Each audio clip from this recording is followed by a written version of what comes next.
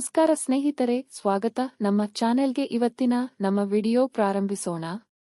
ಆನಂದಿಸಲು ಸಂಪೂರ್ಣ ವಿಡಿಯೋವನ್ನು ವೀಕ್ಷಿಸಿ ಮತ್ತು ನಮ್ಮ ಚಾನೆಲ್ ಅನ್ನು ಸಬ್ಸ್ಕ್ರೈಬ್ ಮಾಡಿ, ಲೈಕ್ ಮಾಡಿ, ನಿಮ್ಮ ಅಭಿಪ್ರಾಯಗಳನ್ನು ಕಾಮೆಂಟ್ನಲ್ಲಿ ಹಂಚಿ. ಹಸಿರು ಹೊಲದ ನಡುವೆ ಅರಳಿದ ಅನುರಾಗ. ಒಂದು ಪುಟ್ಟ ಹಳ್ಳಿಯ ಹೊರವಲಯದಲ್ಲಿ ಪ್ರೀತಮ್ ಮತ್ತು ಅವನ ಕುಟುಂಬ ವಾಸವಾಗಿತ್ತು. ಹಚ್ಚ ಹಸಿರಿನಿಂದ ಕೂಡಿದ ತೋಟಗಳು ಮತ್ತು ತೆಂಗಿನ ಮರಗಳ ನಡುವೆ ಅವರದೊಂದು ಸುಂದರ ಮನೆ. ಆ ಮನೆಯ ಪಕ್ಕದಲ್ಲೇ ಸಣ್ಣದೊಂದು ಮುದ್ದಾದ ಮನೆಯಲ್ಲಿ ನಯನ ವಾಸಿಸುತ್ತಿದ್ದಳು. ನಯನ 32 ವರ್ಷದ ಅತಿ ಸುಂದರ ಮಹಿಳೆ. ವಿಧವೆಯಾಗಿದ್ದ ಅವಳಿಗೆ ಆ ಹಳ್ಳಿಯಲ್ಲಿ ಪ್ರೀತಮ್ ಕುಟುಂಬವೇ ಸರ್ವಸ್ವ. ಪ್ರೀತಮ್ ಬಾಲ್ಯದಿಂದಲೂ ಅವಳ ಮಡಿಲಲ್ಲೇ ಬೆಳೆದವನು.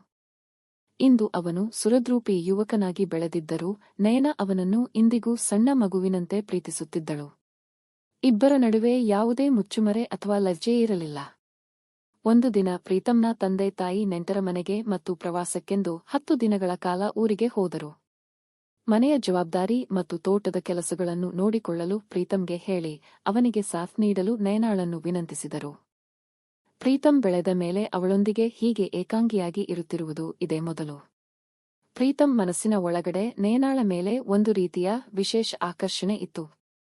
ಅವಳ ಮೃದುವಾದ ಮಾತು, ಚಲನವಲನ ಅವನಲ್ಲಿ ಕಾಮನೆಗಿಂತ ಹೆಚ್ಚಾಗಿ ಒಂದು ಗಾಢವಾದ ಪ್ರೀತಿಯನ್ನು ಹುಟ್ಟುಹಾಕಿತ್ತು. ಆದರೆ ಅವಳು ಏನಂದುಕೊಳ್ಳುವಳೋ ಎಂಬ ಭಯ ಅವನನ್ನ ಕಾಡುತ್ತಿತ್ತು. 4ನೇ ದಿನದ ಆ ಸಂಜೆ ಅವರು ಒಟ್ಟಾಗಿ ಕೆಲಸ ಮಾಡಲು ಆರಂಭಿಸಿ 4 ದಿನ ಕಳೆದಿತ್ತು.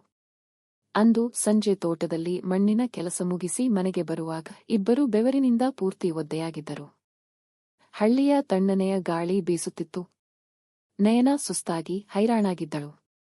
ಮನೆಗೆ ಬಂದವಳೆ, ಪ್ರೀತಮ್, ನೀನು ಮೊದಲು ಸ್ನಾನ ಮಾಡು, ಆಮೇಲೆ ನಾನು ಮಾಡುತ್ತೇನೆ ಎಂದಳು. ಆದರೆ ಪ್ರೀತಮ್ ಅಂದು ಬೇರೆಯದೇ ನಿರ್ಧರಿಸಿದ್ದ. ಅವಳ ಆಯಾಸವನ್ನು ಕಂಡು, ನಯನ, ನೀನು ಮೊದಲು ಸ್ನಾನ ಮಾಡು. ಇವತ್ತು ನಿನ್ನ ಬೆನ್ನನ್ನು ನಾನೇ ತೊಳೆದು ಬಿಡುತ್ತೇನೆ, ನಿನಗೆ ಆರಾಮವಾಗುತ್ತದೆ ಎಂದನು. ನಯನ ಒಂದು ಕ್ಷಣ ದಬ್ಬಾಳಿಕೆಗೆ ಒಳಗಾದಂತೆ ಸ್ತಬ್ಧಳಾದಳು. ಇದುವರೆಗೂ ಅವನು ಸಣ್ಣವನಿದ್ದಾಗ ಅವಳು ಅವನಿಗೆ ಸ್ನಾನ ಮಾಡಿಸಿದ್ದಳು, ಆದರೆ ಇಂದು ಅವನು ಅವಳನ್ನು ಕೇಳುತ್ತಿದ್ದಾನೆ. ಅವಳಲ್ಲಿ ನಾಚಿಕೆ ಮೂಡಿದರೂ ಪ್ರೀತಮ್ನ ಮೇಲಿದ್ದ ನಂಬಿಕೆ ಮತ್ತು ಪ್ರೀತಿ ಅವಳನ್ನು ಸರಿ ಎನ್ನುವಂತೆ ಮಾಡಿತು. ಕತ್ತಲಲ್ಲಿ ಕಂಡ ಬೆಳಕು. ನಯನ ಒಲೆಯ ಮೇಲೆ ನೀರು ಕಾಯಿಸಿ ಸಿದ್ಧಪಡಿಸಿದಳು. ಸ್ನಾನದ ಕೋಣೆಗೆ ಹೋಗಿ, ನಾನು ರೆಡಿಯಾದ ಮೇಲೆ ಕರೆಯುತ್ತೇನೆ ಎಂದಳು. ಅಷ್ಟರಲ್ಲಿ ಇದ್ದಕ್ಕಿದ್ದಂತೆ ಹಳ್ಳಿಯ ವಿದ್ಯುತ್ ಸಂಪರ್ಕ ಕಡಿತಗೊಂಡಿತು. ಸುತ್ತಲೂ ಕಗ್ಗತ್ತಲು. ಗಾಳಿಯ ಸುಯ್ ಎನ್ನುವ ಶಬ್ದ ಮಾತ್ರ ಕೇಳಿಸುತ್ತಿತ್ತು. ನಯನ ಒಳಗಿನಿಂದಲೇ, ಪ್ರೀತಮ್, ಲೈಟ್ ತಗೊಂಡು ಬಾ, ಏನೂ ಕಾಣುತ್ತಿಲ್ಲ ಎಂದು ಕೂಗಿದಳು. ಪ್ರೀತಮ್ ಟಾರ್ಚ್ ಹಿಡಿದು ಒಳಗೆ ಹೋದಾಗ ಒಲೆಯ ಕೆಂಡದ ಕೆಂಪು ಬೆಳಕು ನಯನಾಳ ಮೈಮೇಲೆ ಬಿದ್ದು ಅವಳು ದೇವತೆಯಂತೆ ಕಾಣುತ್ತಿದ್ದಳು. ಪ್ರೀತಮ್ ಅವಳ ಹತ್ತಿರ ಹೋಗಿ ಸೋಪು ಹಚ್ಚಲು ಆರಂಭಿಸಿದನು.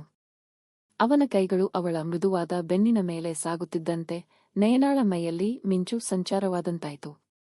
ವರ್ಷಗಳಿಂದ ಕಾಡುತ್ತಿದ್ದ ಒಂಟಿತನ ಅವನ ಸ್ಪರ್ಶದಿಂದ ದೂರವಾಗುತ್ತಿತ್ತು. ಪ್ರೀತಮ್ ಮೆಲ್ಲಗೆ ಅವಳ ಮೈಯನ್ನು ತೊಳೆದು ನಂತರ ಟವೆಲ್ನಿಂದ ಅವಳನ್ನು ಒರೆಸಿದನು. ನಂತರ ಅವನು, ಈಗ ನನಗೆ ನೀನು ಸ್ನಾನ ಮಾಡಿಸು ಎಂದು ಹಠ ಹಿಡಿದನು. ನಯನ ಅವನ ಆಸೆಯನ್ನು ನಿರಾಕರಿಸಲಿಲ್ಲ. ಅವನ ಬೆವರಿನಿಂದ ಕೂಡಿದ ದೇಹವನ್ನು ಅವಳು ಪ್ರೀತಿಯಿಂದ ತೊಳೆದಳು. ಅವನ ಯೌವನದ ಶಕ್ತಿ ಮತ್ತು ಅವಳ ಪ್ರೀತಿ ಅಲ್ಲಿ ಒಂದಾದವು. ಗಡಿಯಿಲ್ಲದ ಪ್ರೇಮ. ಆ ರಾತ್ರಿ ಕೇವಲ ಸ್ನಾನಕ್ಕೆ ಸೀಮಿತವಾಗಲಿಲ್ಲ. ಪ್ರೀತಮ್ ತನ್ನ ಮನಸ್ಸಿನಲ್ಲಿದ್ದ ಹಂಬಲವನ್ನು ಅವಳ ಮುಂದೆ ತೋಡಿಕೊಂಡನು. ನಯನ ಕೂಡ ತನ್ನ ಒಂಟಿತನವನ್ನು ಅವನ ಅಪ್ಪುಗೆಯಲ್ಲಿ ಮರೆತಳು. ಅವಳ ಬಾಳಿನಲ್ಲಿ ಸುದೀರ್ಘ ಕಾಲದ ನಂತರ ಒಬ್ಬ ಆಸರೆಯ ಮನುಷ್ಯ ಸಿಕ್ಕಂತಾಗಿತ್ತು.